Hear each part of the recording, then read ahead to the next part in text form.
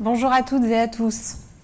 Début 2020, une crise sanitaire liée à la progression d'un virus sans précédent s'est abattue sur le monde, succédant ainsi en France à une crise sociale qui avait déjà laissé des cicatrices profondes dans l'économie française. À La Réunion, nous ne sommes pas épargnés. Notre insularité, parfois problématique, peut aussi être notre chance.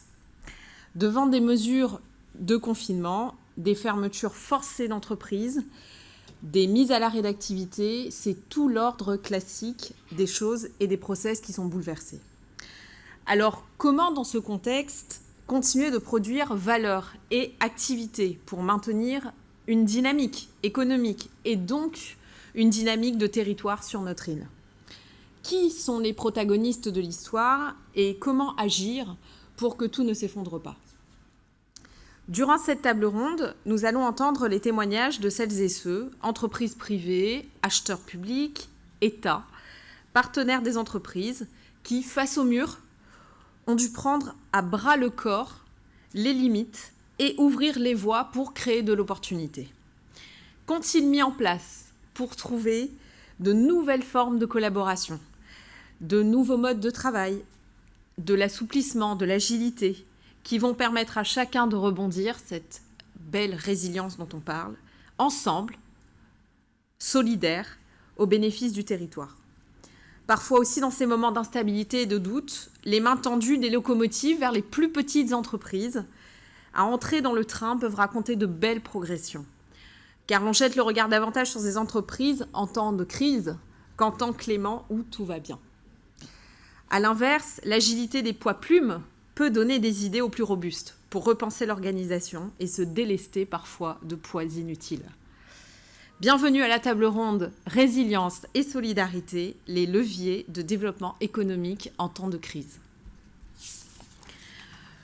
Monsieur Jacques Lovinski, vous êtes premier vice-président de la CINOR, adjoint à la mairie de Saint-Denis, vous êtes l'un des sponsors principaux de cet événement. Pourquoi est-ce que c'est important d'organiser ce type de journée et de rencontres et que peut-elle changer dans nos pratiques au quotidien ? Oui, bonjour à tous, vous l'avez indiqué, on est dans un contexte international qui est exceptionnel. Et le temps est fini du temps où on pouvait croire que la Réunion était un petit caillou loin dans l'océan Indien et qui ne serait pas impacté. On est impacté, c'est une crise mondiale, une crise économique sans précédent et on doit prendre la mesure de cet événement. À partir de là, on a deux choix. Soit on se serre les dents et on dit on attend que ça passe. Soit on se dit il faut se mettre à bosser. Et c'est le sens, c'est ce qu'a indiqué le président Gironcel, c'est le sens de la manifestation d'aujourd'hui.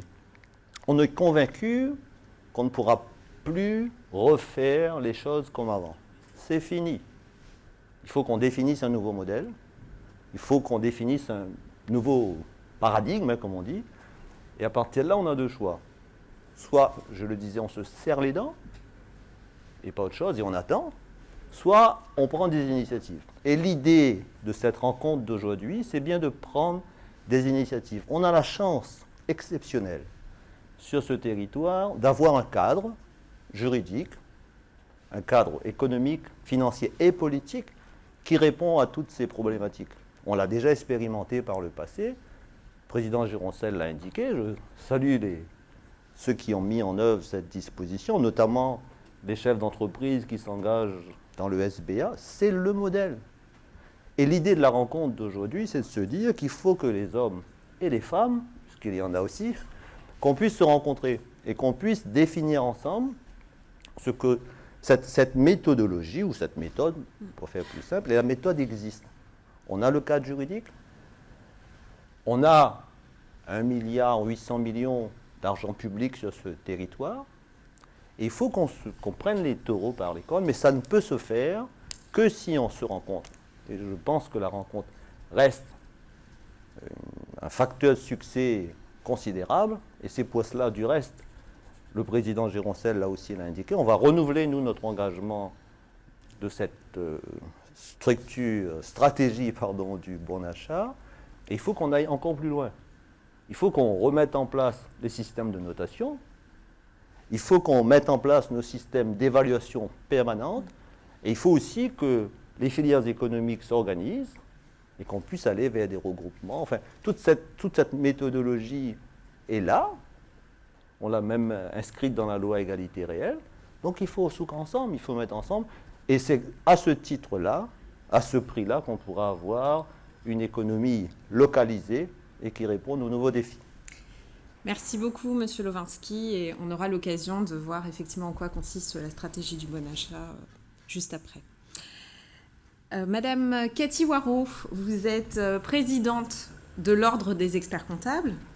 Pouvez-vous nous donner quelques chiffres de l'impact de la crise sur l'économie locale et surtout comment ont réagi les entreprises à l'annonce du confinement? Comment vous, en tant qu'expert comptable, vous les avez aidés à passer ce cap à ce moment-là? Bonjour Sandy, bonjour à toutes et à tous. Avant de répondre à la question, je voudrais juste rebondir sur l'intervention de M. Géroncel et de M. Lowinski. Et j'avais envie de vous dire qu'à La Réunion, on a souvent le modèle du vivre ensemble. Et j'ai envie de vous dire bravo parce que là, peut-être qu'on invente un nouveau modèle qui est le modèle du travail ensemble. Puisque l'entreprise peut être la solution à tout un tas de problèmes.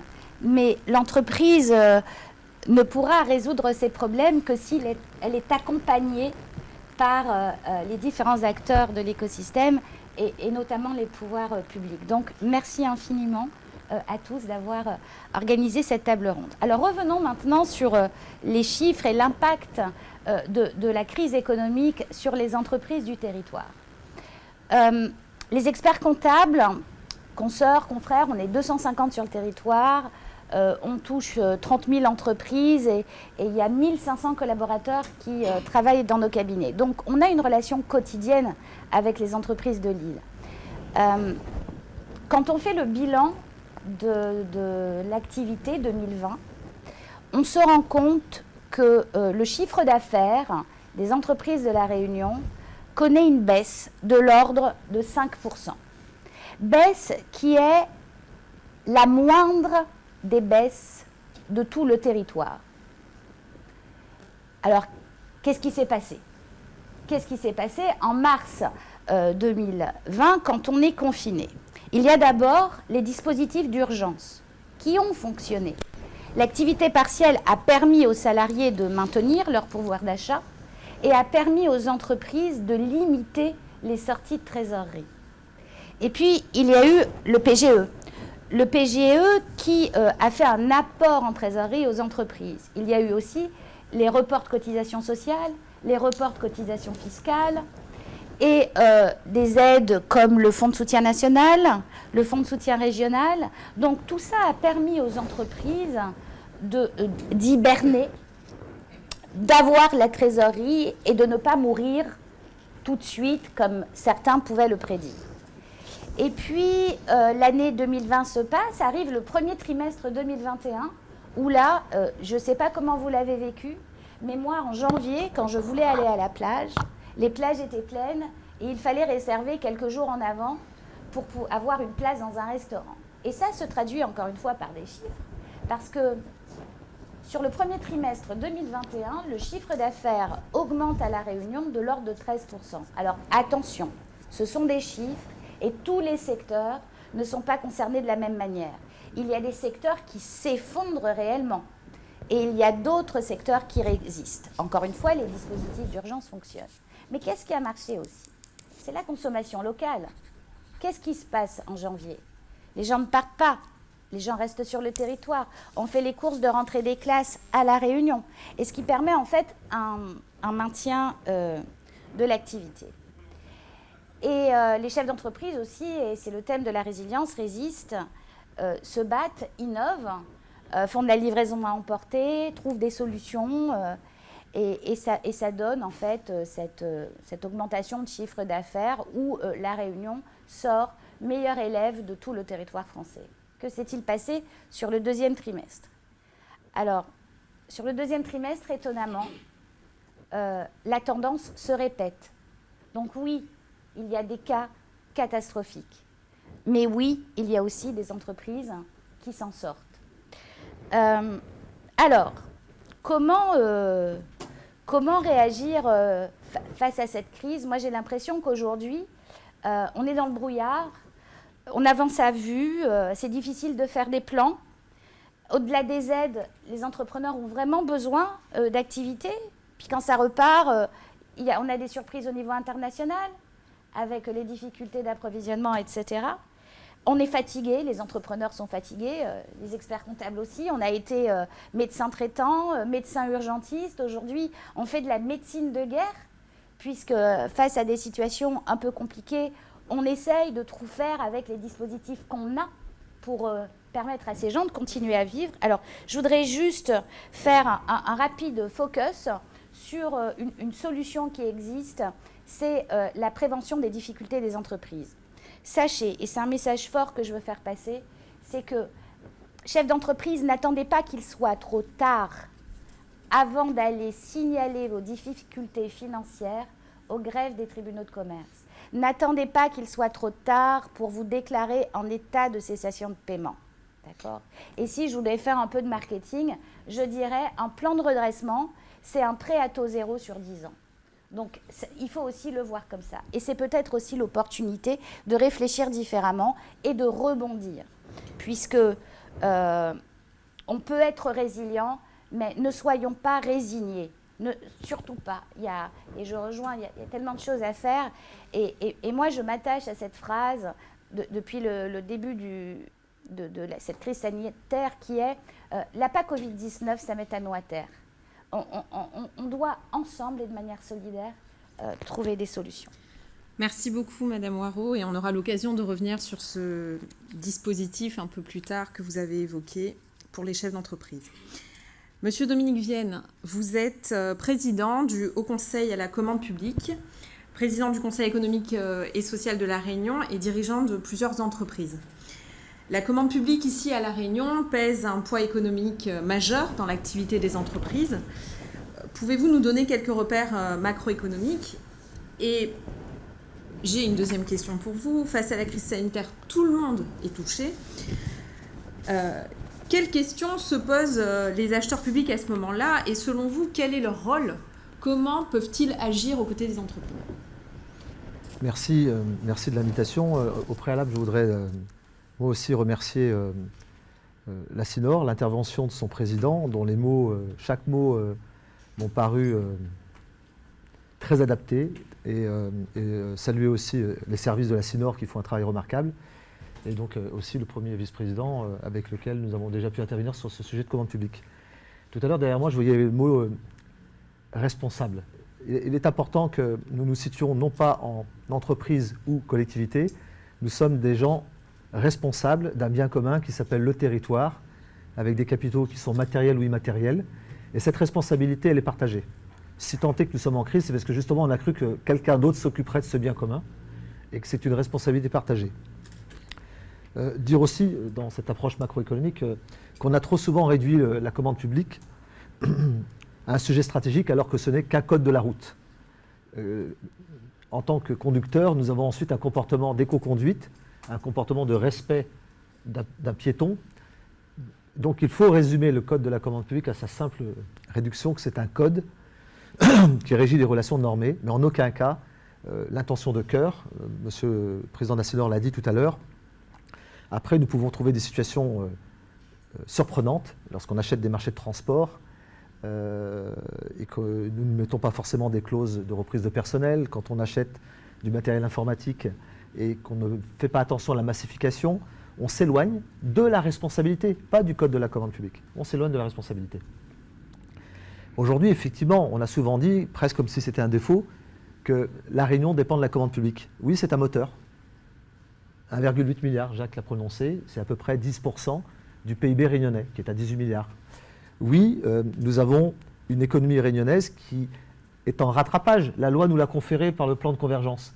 Donc, nous sommes une économie qui a encore besoin de construire des infrastructures. Donc oui, le BTP, par conséquence, est un secteur d'activité, puisque parfois on nous renvoie à une espèce de monodépendance à la commande publique. Nous sommes que le reflet d'une Réunion qui se construit encore. Donc l'approche qui est importante et qu'il est nécessaire d'avoir, c'est comment, à travers cette commande publique, nous pouvons relocaliser des activités économiques au nom d'un prisme que l'article 1er de la commande publique légitime, critères social, environnemental et économique. Donc ce n'est pas faire du bonus que d'avoir cette approche sociale, je dirais presque sociétale, c'est une composante, article 1er de la commande publique, et des gens plus sachants que moi le savent dans cette pièce.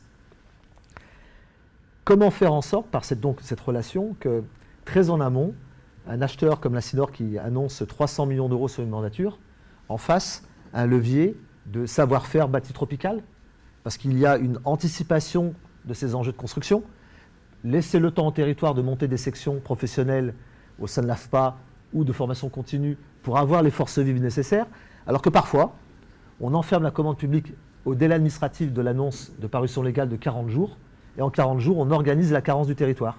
En disant, personne n'a répondu. Donc, l'approche macroéconomique que je voudrais partager avec chacun et chacune d'entre nous, c'est cette ambition de responsabilité partagée, que la commande publique est un vecteur d'émancipation et de développement sociétal avec 3 piliers, social, économique et environnemental. Sur cette première partie de question, voilà ce que je voudrais partager, parce que Jacques Levinsky l'a souligné, il faut aussi de la ténacité, c'est comme faire grandir un arbre ou des enfants. Le premier SBA, Stratégie du bon achat, qui s'appelait Small Business Act, a été signé en octobre 2009 avec le conseil départemental. 12 ans.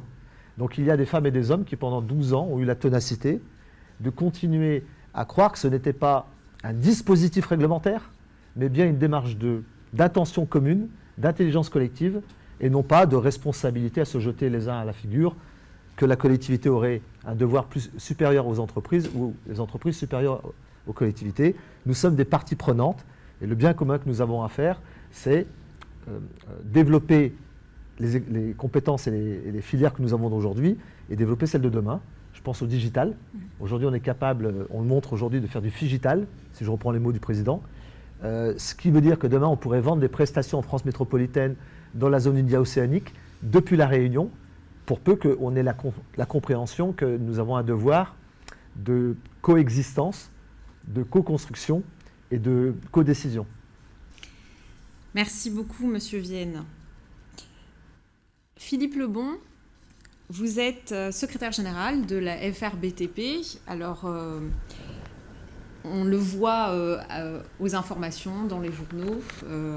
Cette situation inerte, elle a des conséquences importantes sur la pénurie et le poids des matériaux, sur la hausse des prix aussi notamment. Comment s'organise le BTP à La Réunion pour faire face et anticiper ? Tout d'abord, je voudrais remercier la Cinor pour cette invitation.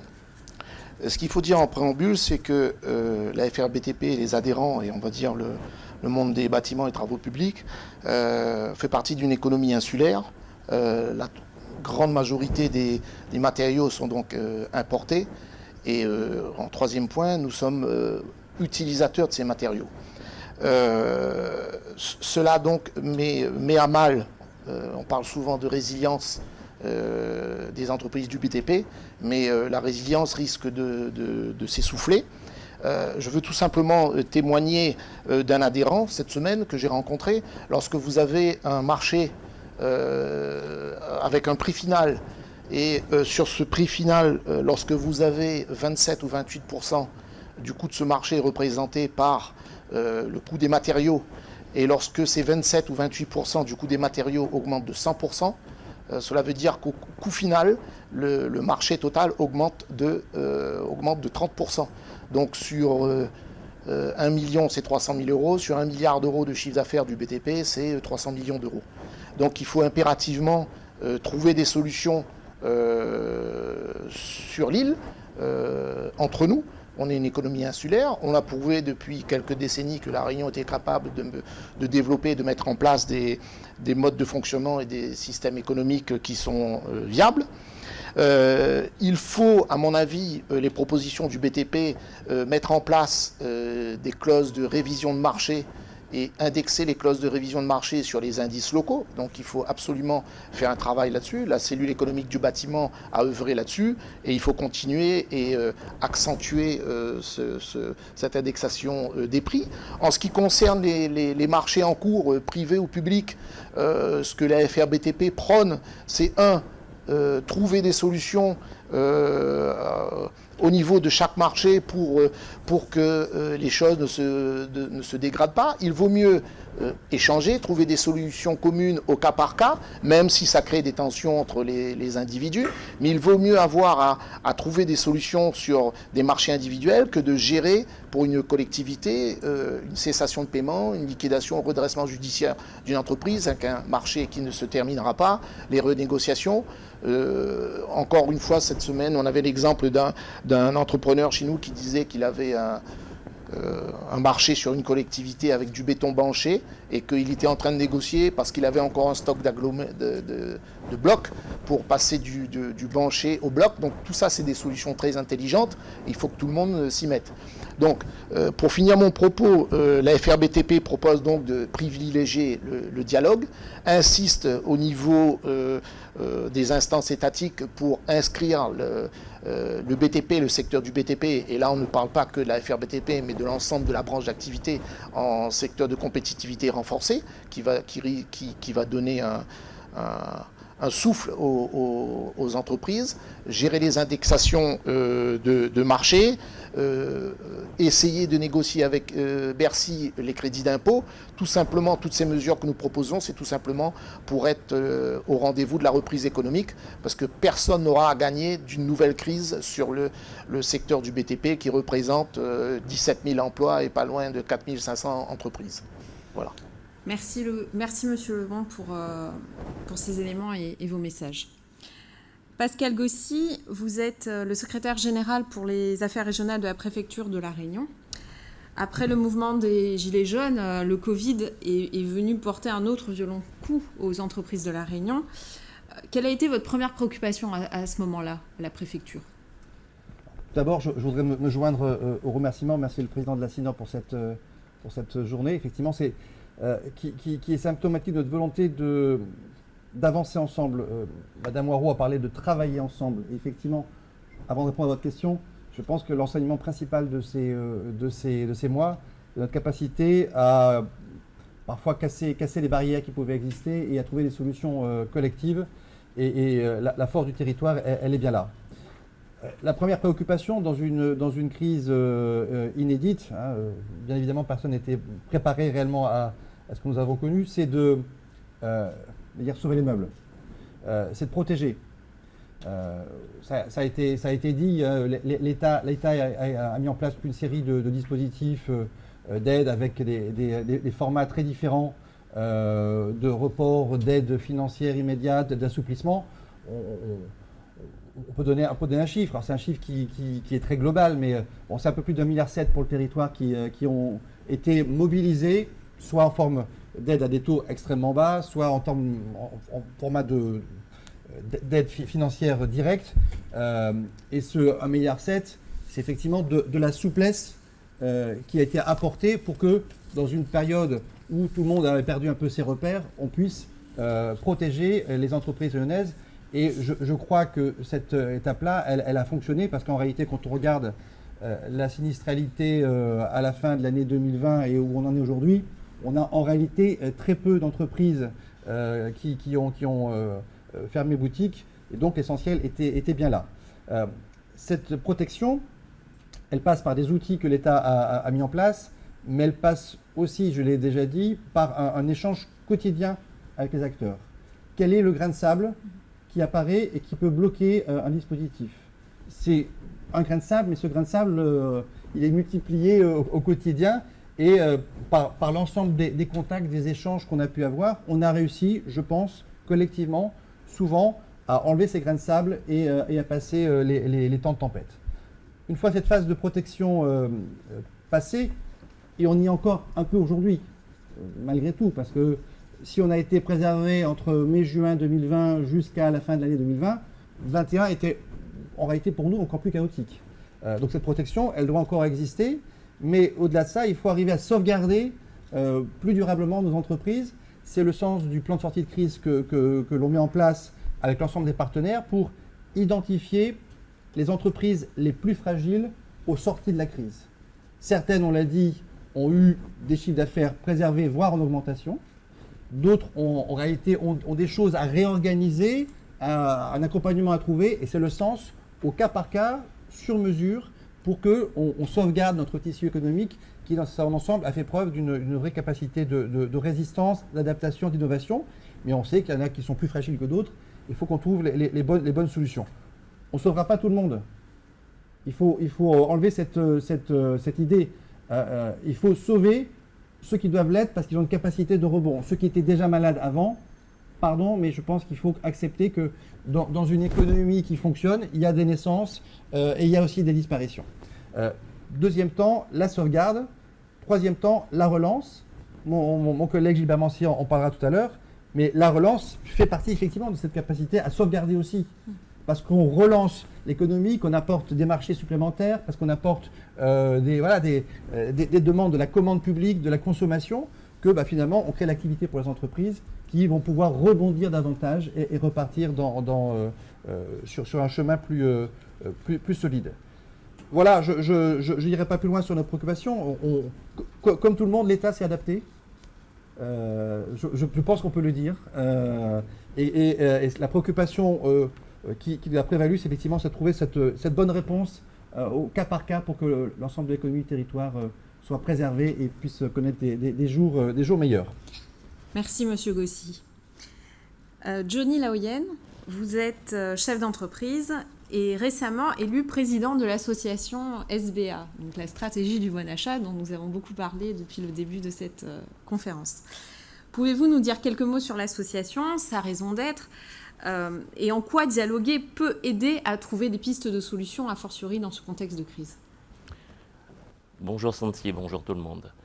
Au préalable, donc, je souhaite remercier M. Gironcel et M. Levensky, la CINOR, pour leur engagement depuis plus de bientôt 10 ans, d'accord, au sein de leur engagement pour qu'on met un espace où le monde public, vos acheteurs et les entreprises puissent échanger, puissent comprendre vos besoins et que derrière puissent ensuite subvenir et faire l'appel d'offres, tout ce qui s'ensuit dans vos achats publics.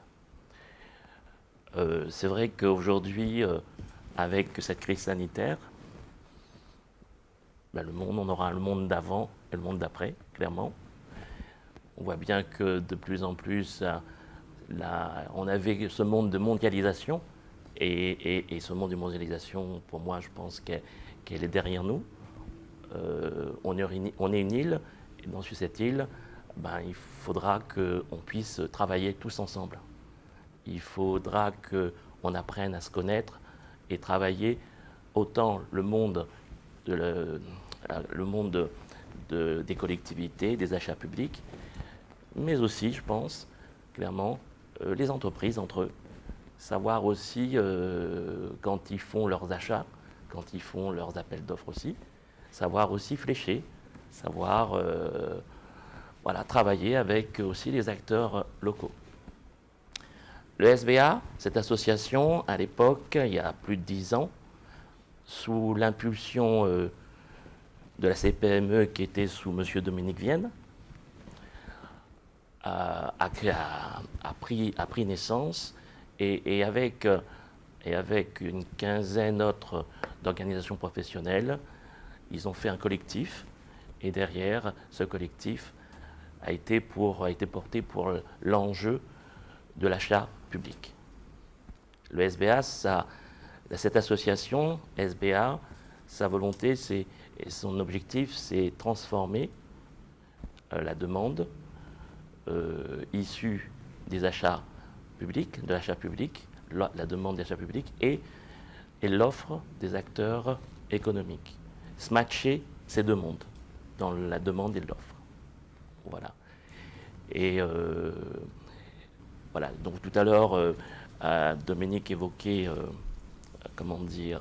le sujet qui était tout récemment, il y avait un marché au niveau de l'informatique, au niveau de collectivités. Là, pareil, s'il y avait eu ces échanges entre les acheteurs et les acteurs de l'informatique ici, on aurait adapté.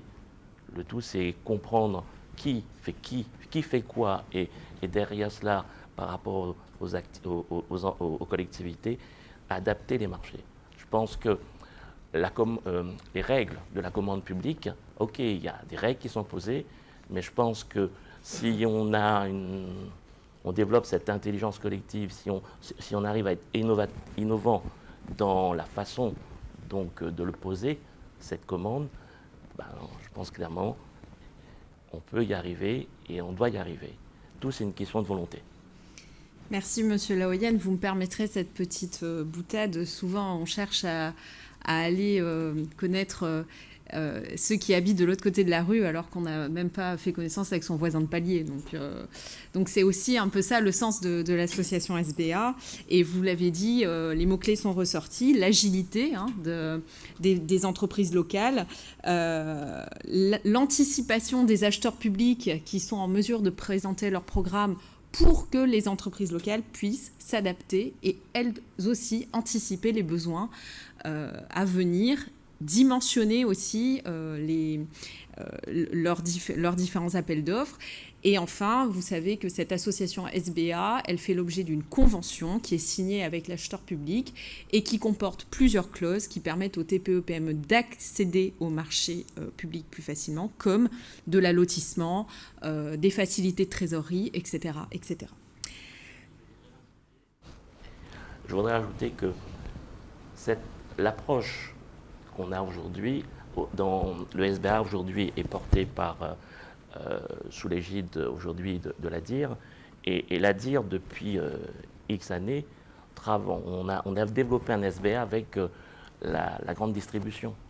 Et donc, cette démarche, c'est une démarche qu'on doit l'avoir dans l'ensemble des acteurs.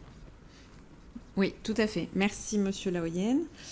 Monsieur Lowinski, vous êtes également président de la commission aménagement et économie à la CINOR.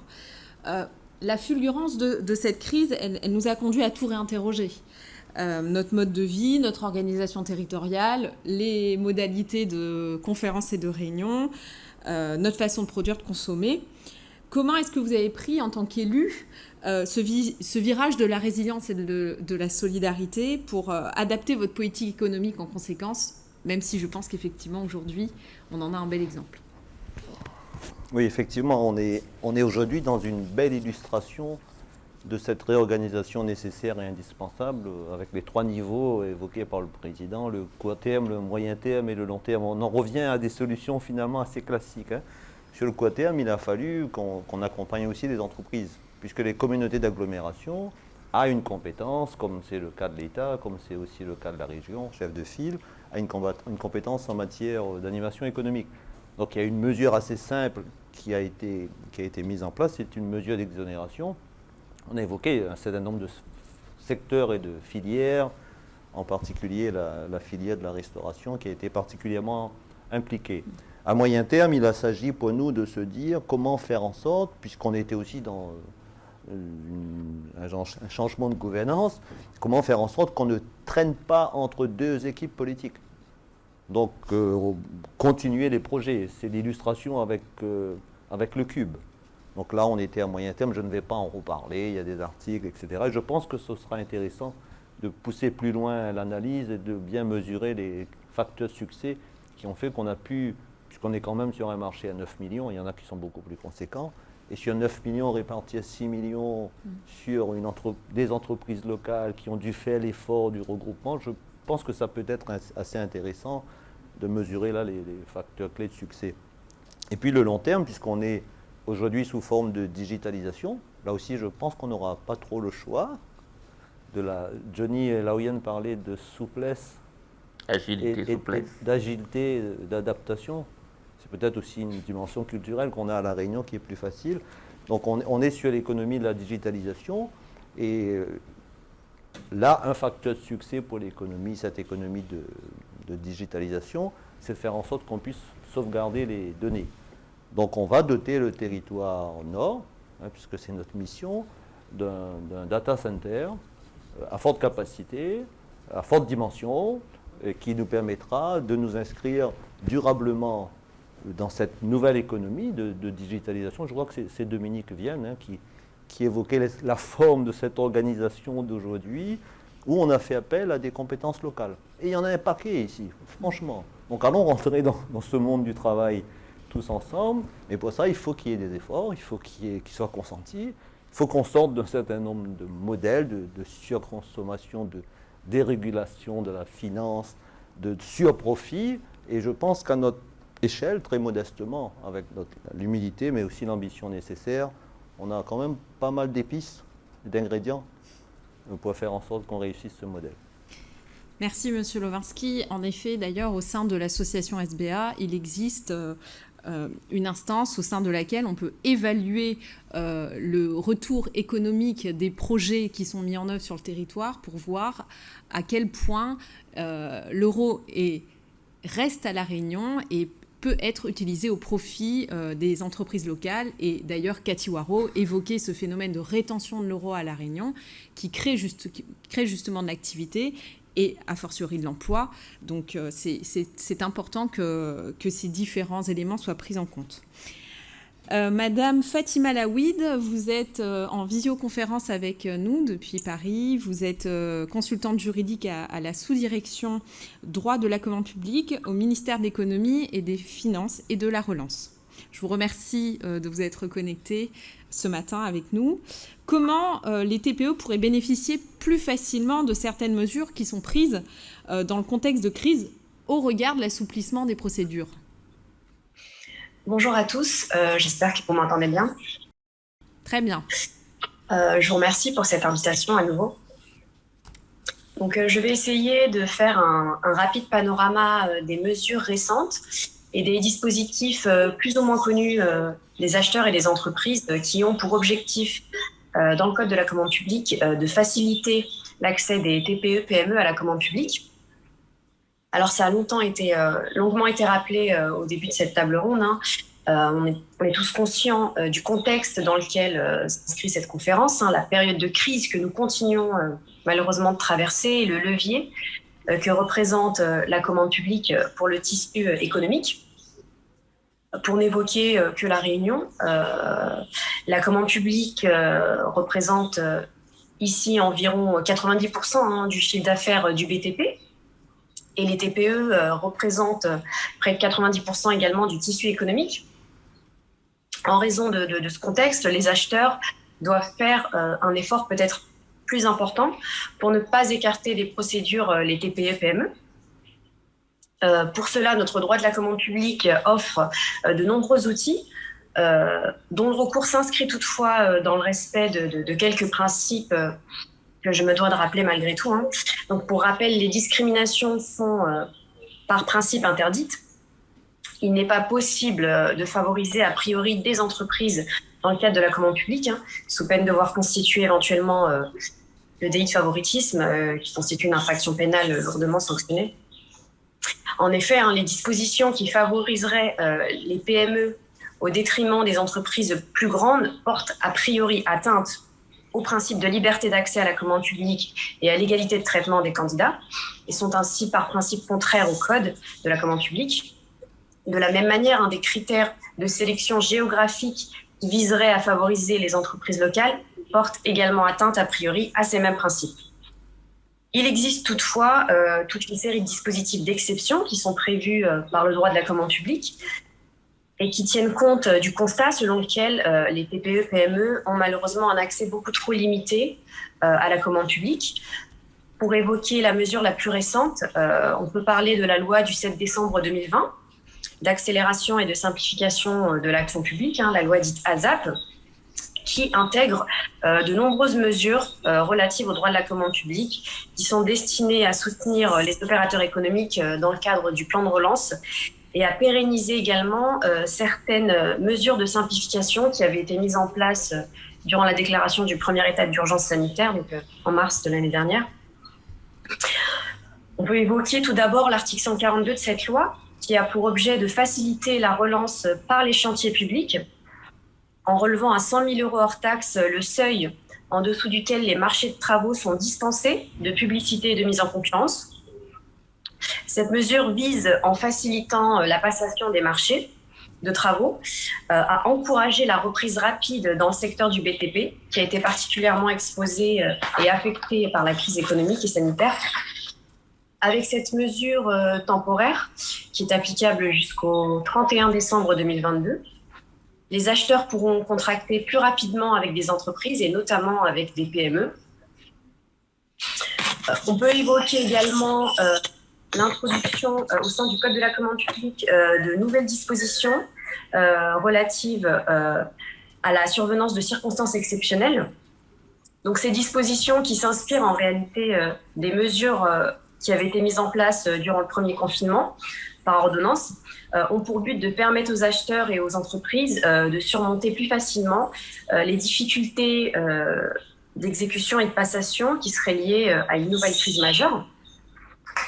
Pour évoquer les mesures les plus importantes, on peut parler de la possibilité de prolonger de façon proportionnée les délais d'exécution des marchés publics lorsque l'exécution des prestations en temps et en heure pourrait causer au titulaire du contrat une charge manifestement excessive.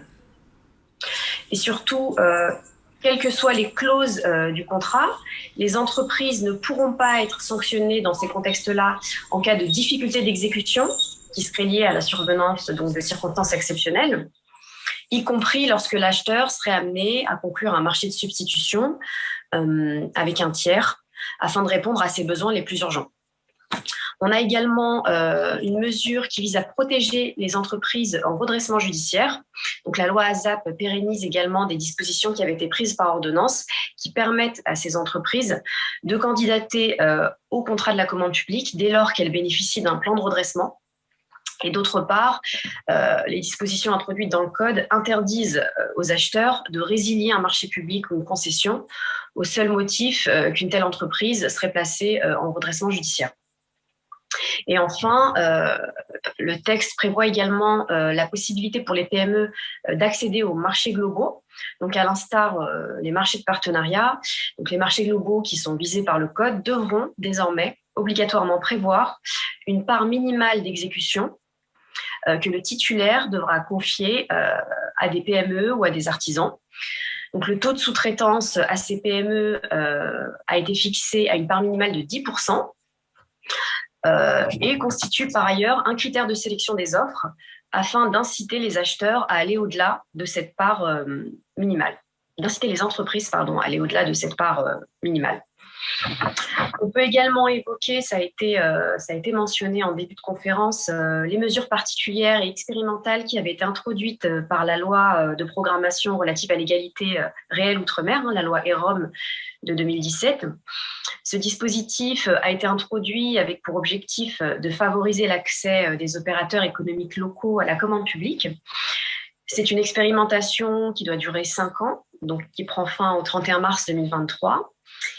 Et qui prévoit la possibilité, d'une part, de réserver un tiers des marchés passés aux PME locales, dans une limite de 15% du montant annuel moyen des marchés du secteur économique concerné.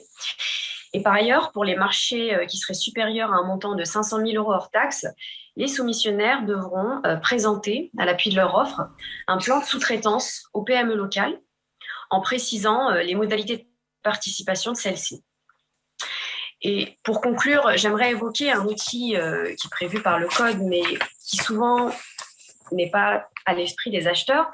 C'est la possibilité pour les marchés dont la valeur estimée est inférieure à 40 000 € hors taxes désormais, de se dispenser des mesures de publicité de mise en concurrence préalable en octroyant directement le marché à une TPE ou à une PME locale. Donc ce seuil, pour mémoire, a été rehaussé de 25 000 € à 40 000 € par un décret fin 2019, notamment pour bénéficier aux PME et pour laisser plus de latitude aux acheteurs. Je pense que de nombreux acheteurs, pour avoir discuté avec un certain nombre, n'ont pas toujours conscience du potentiel de cette mesure, puisque finalement, il existe, à mon sens, de nombreux achats qui pourraient être en dessous de ce seuil. Merci beaucoup, Madame Lawid, pour votre intervention. Je vous en prie. C'est vrai que C'est intéressant de constater qu'il existe des mesures d'exception, alors que la majorité des entreprises locales ici à La Réunion sont des TPE et des PME. Donc la sémantique est toujours intéressante. Mais comme le disait Dominique Vienne, le code de la commande publique, il peut aussi être révisé au bénéfice de nos entreprises locales lorsque cela est possible. Justement, Dominique Vienne, penser ensemble permet souvent d'agir plus efficacement. Alors, est-ce que cette crise nous engage à trouver plus de leviers de mutualisation dans la commande publique ? Hélas, il semblerait que nous n'agissions que sur contrainte, puisque en temps de paix, il paraissait d'être utopique, quand on parle d'ancrage territorial, d'autonomie, c'était de l'utopie. En temps de guerre, cela devient un réflexe qui nous paraît essentiel. Donc c'est peut-être le regret que j'ai d'avoir tardé à acquérir ce réflexe. Je vais faire une petite réaction par rapport à l'intervenante de tout à l'heure. Avec force et qualité de son intervention, je ne sais pas ce que je remets en cause, mais quelque part, dans l'intervention de Madame, il y avait le fait générateur du dysfonctionnement. Parce que Madame parle, les acheteurs ne savent pas. Et tout le propos de la stratégie du bon achat, c'est que c'est d'abord l'engagement politique qui doit savoir ce qu'il veut, et non pas l'acheteur qui fait une mise en œuvre, et sans faire ostracisme aux acheteurs qui sont dans la salle, hein, mais c'est une mise en œuvre. Le HSCP a fait un questionnaire il y a 2 mois maintenant sur les pratiques de la commande publique que Madame a cité. Et de manière effarante, le seuil de 100 000 €, le connaissez-vous? Oui. Le mettez-vous en œuvre? Non. Parce que ça change les règlements intérieurs. Madame dit que jusqu'à 25 000 €, ce n'est pas la peine de faire une publicité. Mais les praticiens de la commande publique, des acheteurs, font qu'ils ont un règlement intérieur qui s'impose à la collectivité. Donc l'enjeu n'est pas de se rappeler la commande publique. L'enjeu est la pratique de la commande publique. Encore une fois, un conducteur qui a son code de la route peut être quelqu'un de dangereux.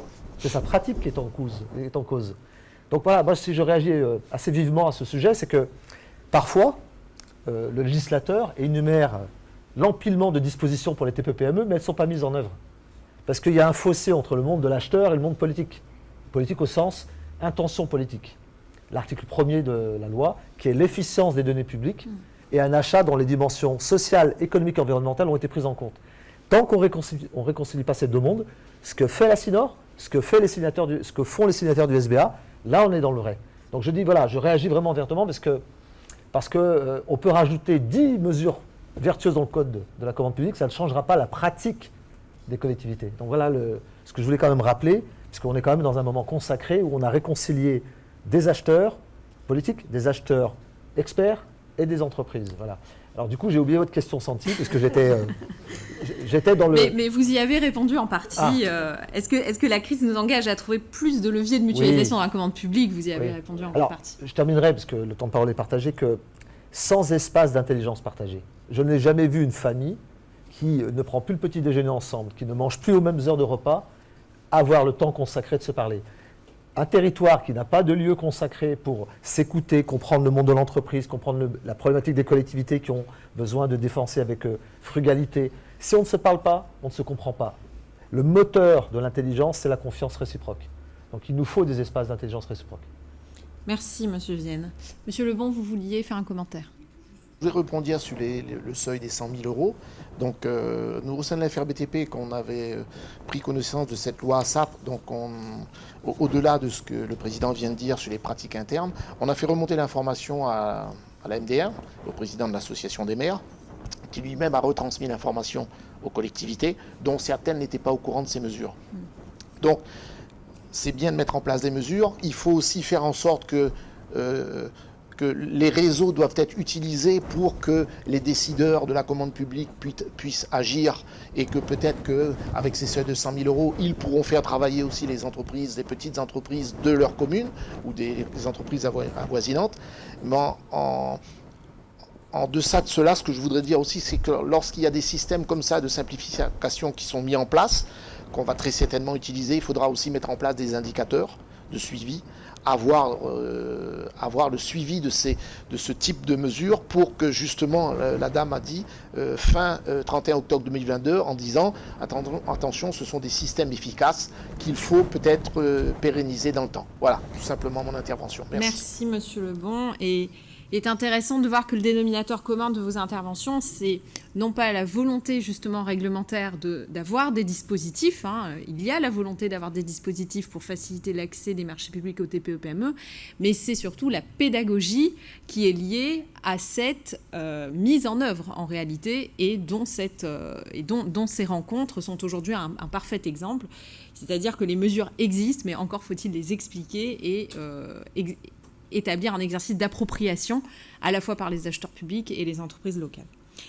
Cathy Waraud, vous l'aviez évoqué tout à l'heure entre deux mots, mais est-ce que vous pourriez nous parler de cette initiative solidaire et innovante du rapprochement des mondes judiciaires et économiques pour briser les tabous que vous avez organisé récemment ? Alors oui, tout à fait. Cette démarche, en fait, est partie d'un constat qui était qu'en situation de crise, les experts comptables devaient monter en compétence sur le traitement des difficultés des entreprises. Et on voit qu'il s'agit toujours d'une montée en compétence. Les acheteurs, s'ils ne sont pas au courant du seuil de 100 000 euros, ils ne sauront pas qu'ils peuvent appliquer ça. Donc là, on se dit, nous, il faut qu'on monte en compétence pour accompagner les entreprises dans le traitement de leurs difficultés. Et puis, on décide de rencontrer l'écosystème judiciaire. Et en décembre 2020, on commence le marathon des rendez-vous et on rencontre les procureurs, les subprocureurs, les présidents de juges, de tribunaux de commerce, les greffiers, les mandataires judiciaires, les administrateurs judiciaires. Et à chaque rendez-vous, on se rend compte des préjugés. Et à chaque rendez-vous, on se rend compte que le juge va penser que l'avocat ne sert à rien. L'administrateur judiciaire va dire que l'expert comptable abuse et qu'il ne travaille pas. L'entrepreneur va dire mais le juge punit.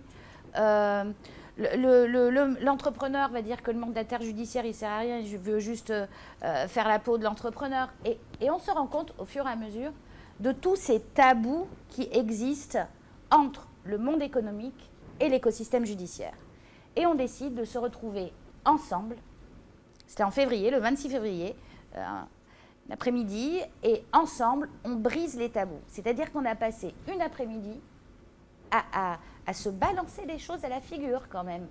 Et au fur et à mesure, on a compris que dans l'intérêt commun qui était d'accompagner le chef d'entreprise, il fallait qu'on apprenne à se connaître, qu'on casse les préjugés et qu'on apprenne à travailler ensemble.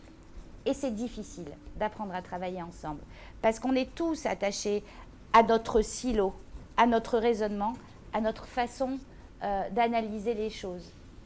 Et puis, là, il s'est passé quelque chose que j'ai trouvé génial parce que ça a vraiment été une démarche collective. Il y avait Thierry Redley de l'ADIR qui a vécu en Nouvelle-Calédonie une expérience de chef d'entreprise en souffrance psychologique aiguë et qui a voulu aller plus loin dans l'accompagnement des chefs d'entreprise en leur proposant un soutien psychologique. Et on a décidé tous ensemble de créer une association à La Réunion qui s'appelle APESA. Et ça, pour moi, c'est une réelle victoire parce que cette association existe et vient en soutien aux chefs d'entreprise en difficulté. Parce que vous savez qu'un chef d'entreprise, c'est quelqu'un qui marche tous les jours avec une épine dans le pied et il ne se rend même plus compte que son épine lui fait mal tellement il a l'habitude de marcher avec. Mais quand la crise arrive, c'est encore plus dur. Et la famille est embarquée et les amis sont embarqués. Et là, il y a deux options. Soit le chef d'entreprise retourne sa détresse contre son environnement, violence conjugale, etc., ou l'huissier de justice qui reçoit un galet dans la tête, ou il retourne la violence contre lui-même et ça finit au pont de la rivière Saint-Étienne. Donc ça, on a dit non, on n'en veut pas et on va être là pour leur offrir des solutions.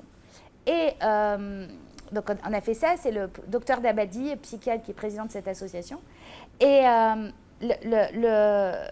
l'autre point gagnant, c'est que toutes les semaines, le vendredi après-midi à 4h, tous ces acteurs se sont réunis pour permettre la création de cette association et pour permettre le recrutement d'un permanent. Et autour de la table, vous savez qui il y avait ?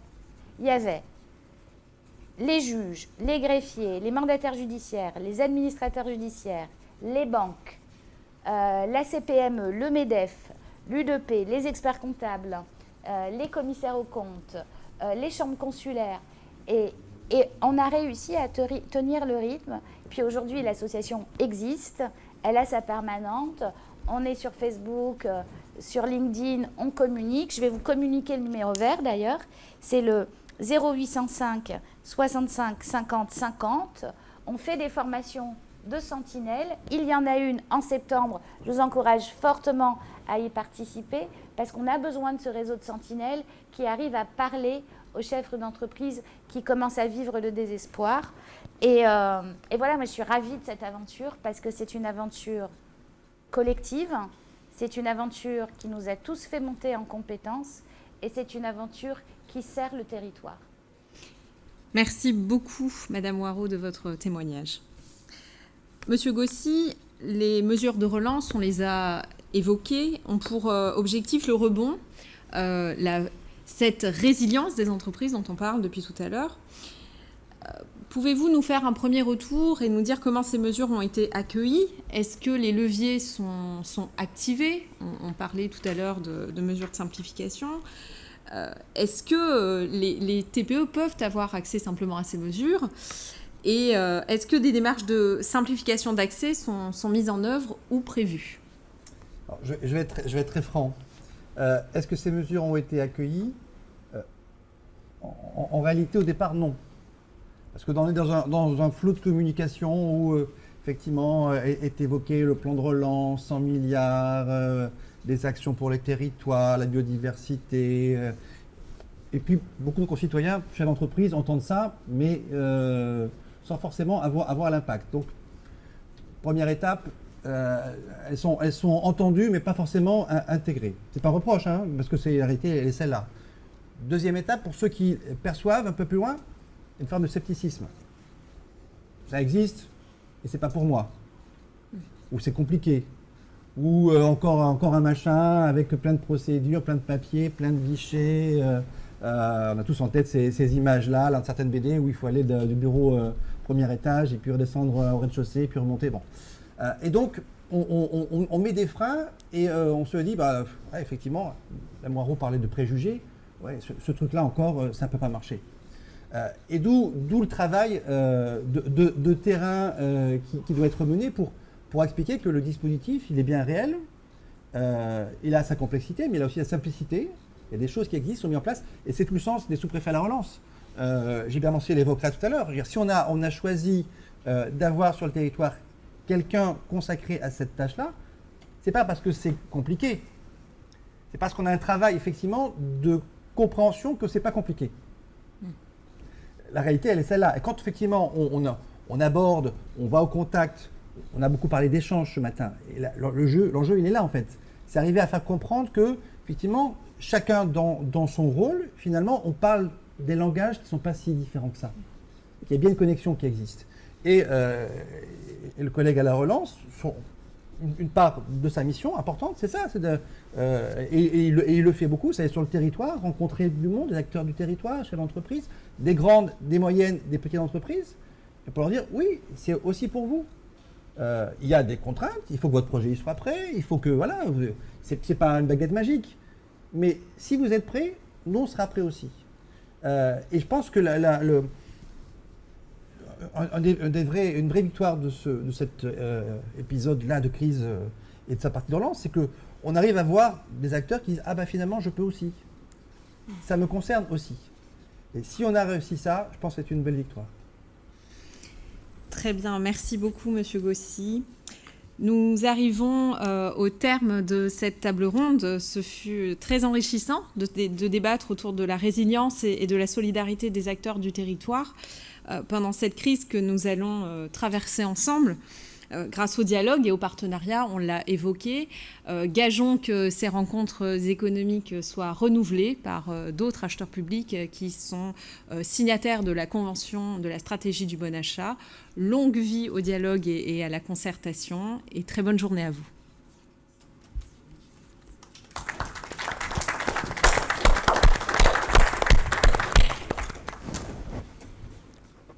Merci à vous.